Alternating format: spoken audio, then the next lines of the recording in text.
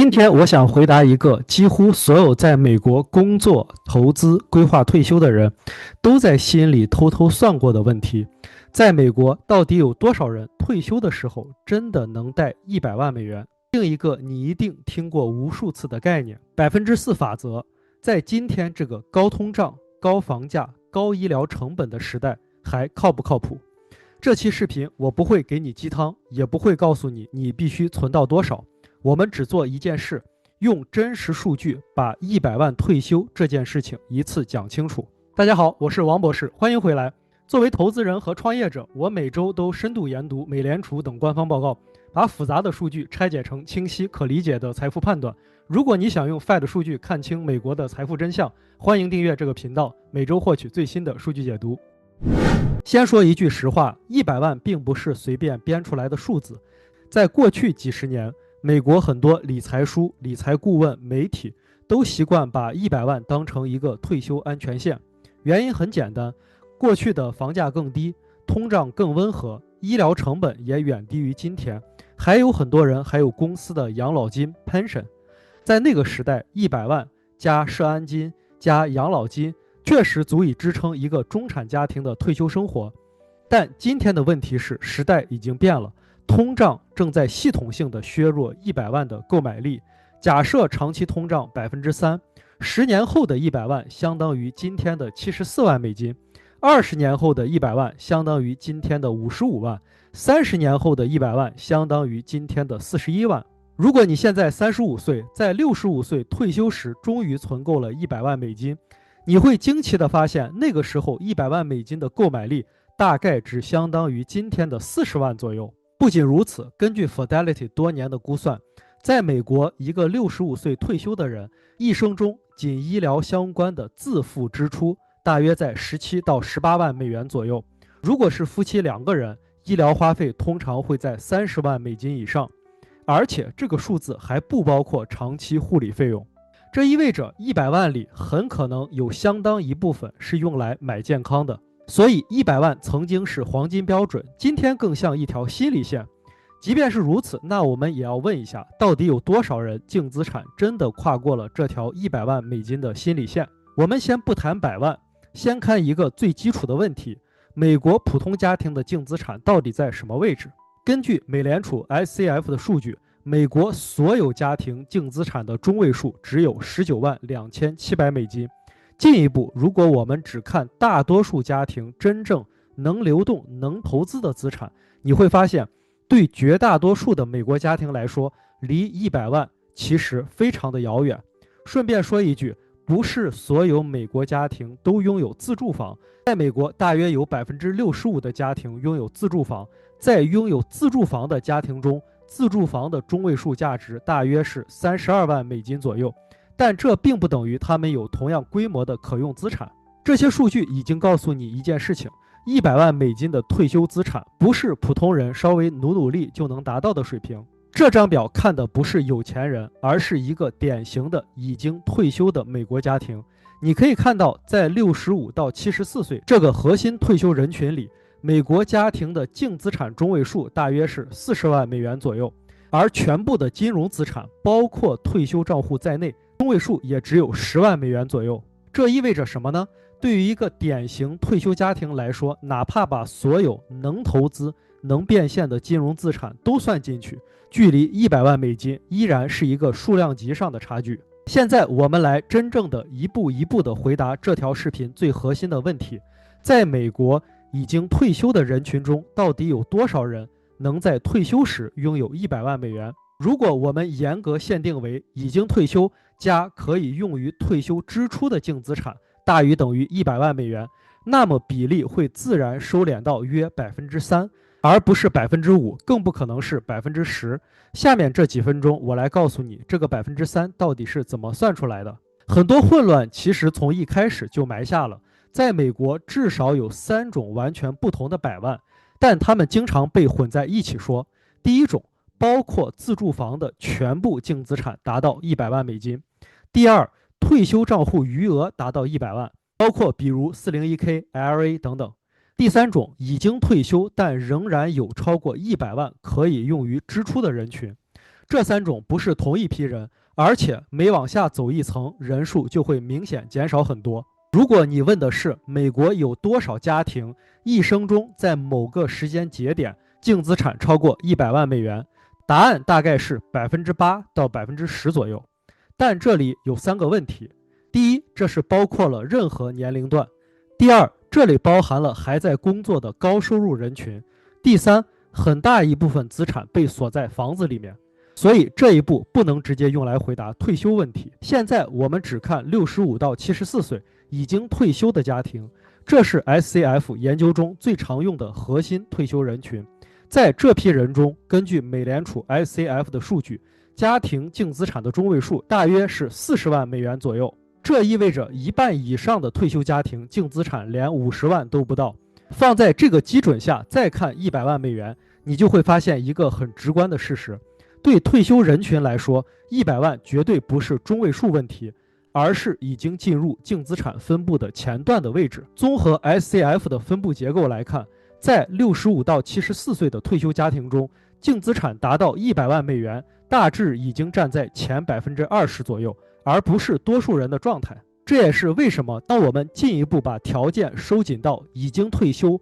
还能留下100万可用于支出的资产，比例会自然继续下降。到现在为止，我们讲的都是净资产意义上的100万，但这里有一个很多人忽略却至关重要的细节：在退休家庭中，很多所谓的净资产100万家庭，财富高度集中在自住房上。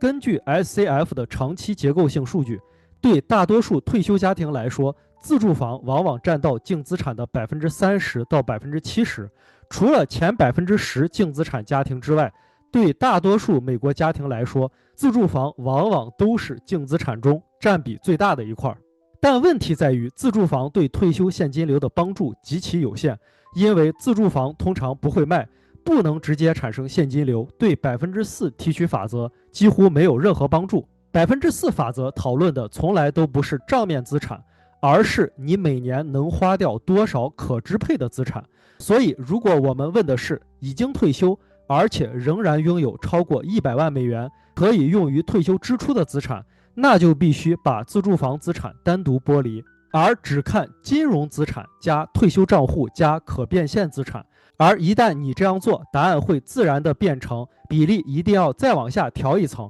这也是为什么净资产100万听起来不算极端，但退休时还能动用100万资产，在现实中只会落在极少数家庭身上。我们再看一个现实世界的校验数据，以 Fidelity 为例，截止2025年 401k 100万账户大约是60多万个，单一退休账户比如 401k 或者 IRA 余额达到100万以上的，在全体账户中比例大约2%左右。即便是考虑到夫妻合并多个账户，也只能说明能动用100万资产本身就是极幼微的事件。所以用非常宽松的方式换算，在已经退休合并后仍然有100万退休资产的家庭中，比例也只能落在个位数百分比。把所有的步骤合在一起，你会发现结果自然收敛。我们把刚才的逻辑串起来，在所有年龄中净资产100万大约是8%到10%。我们要剔除没有退休的人群，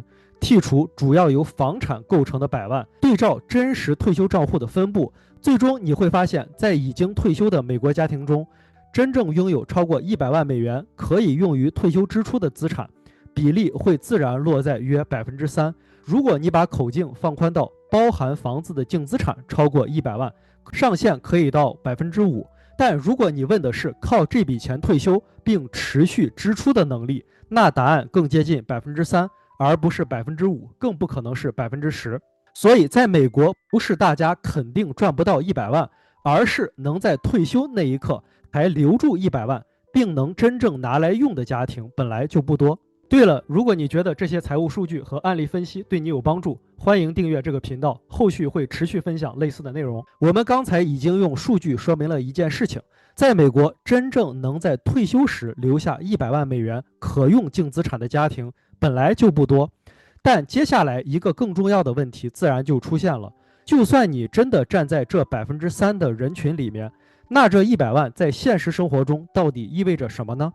这正是我们接下来要聊的，大家经常听到的，但又容易被误解的4%可持续提取法则。4%法则最初是怎么被算出来的呢？先简单回到它的原始设定，4%可持续法则并不是一个口号，而是一个非常具体的历史模型。这个法则假设退休年限约为30年，假设资产组合为60%的股票和40%的债券，目标是在不同的历史情形下连续支出资产的4%， 30年左右不会破产。在20世纪末的历史回测中，4%在多数情形下是可行的。注意这个关键词，历史回测。但问题是，今天的环境已经不一样了。进入2020年后，4%法则面临的不是失效，而是适用条件正在发生变化。比如，也许长期回报预期下降，市场波动率更高，人类寿命明显拉长。比如30年已经不再是保守的假设。所以越来越多的研究开始问一个问题，在今天用多少的起始提取率才更接近现实中的安全？这张表总结的不是某一篇文章的标准答案，而是基于 Morningstar 在2021年到2024年多次对安全起始提取率的研究结论整理出来的一个区间判断。你可以看到一个非常清晰的规律，退休时间越长，可持续提取的比例就必须越低。对65岁左右常规退休的人来说，在假设30年左右退休期的前提下，3.5%到4%仍然是一个相对合理的起始区间。如果是55岁左右偏早退休，退休期拉长到35年左右，安全起始的提取率就需要下调到3%到3.5%。对于 FIRE 提前退休或是40多岁就退休的人来说，面对的是40到50年以上的超长退休期。